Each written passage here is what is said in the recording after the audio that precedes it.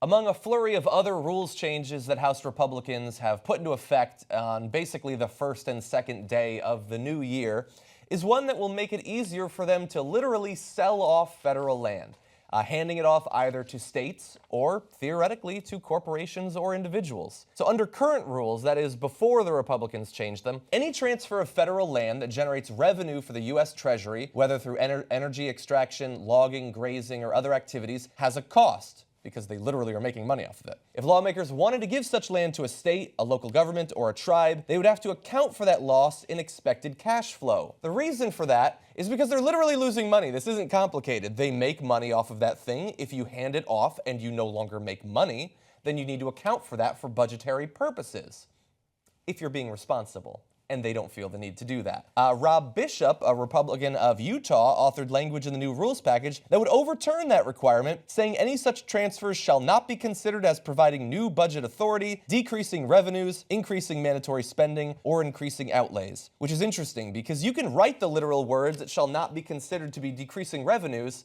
but reality doesn't agree with you, and it will literally decrease your revenues.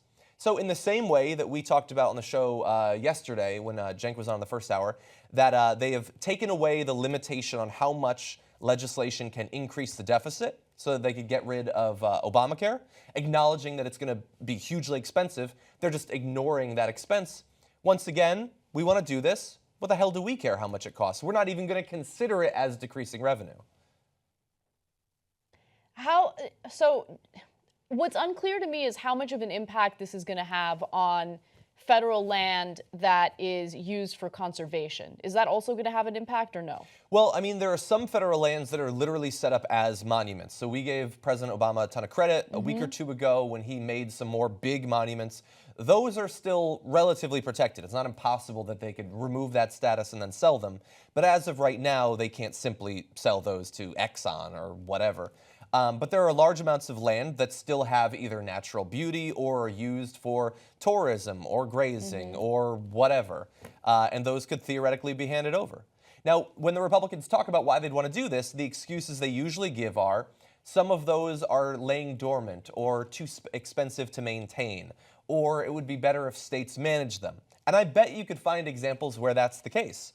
But in a lot of cases, they want to hand them over to states so that the states can sell off mining rights and oil production rights and all of that. So areas that are now technically yours, that can in a lot of cases be used by you as an American citizen, will not necessarily be able to in the future.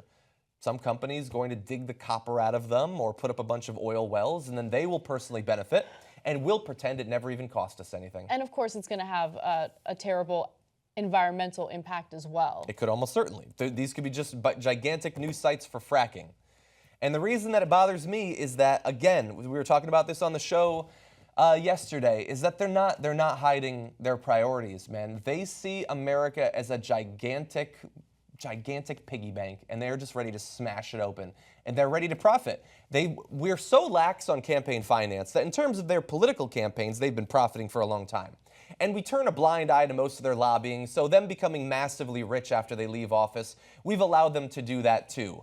Basically, the last thing we were stopping was them, in the style of Russian oligarchs, simply taking all of our shared resources and just turning it into money for themselves and their campaign donors. And they're not even waiting a full week to do that.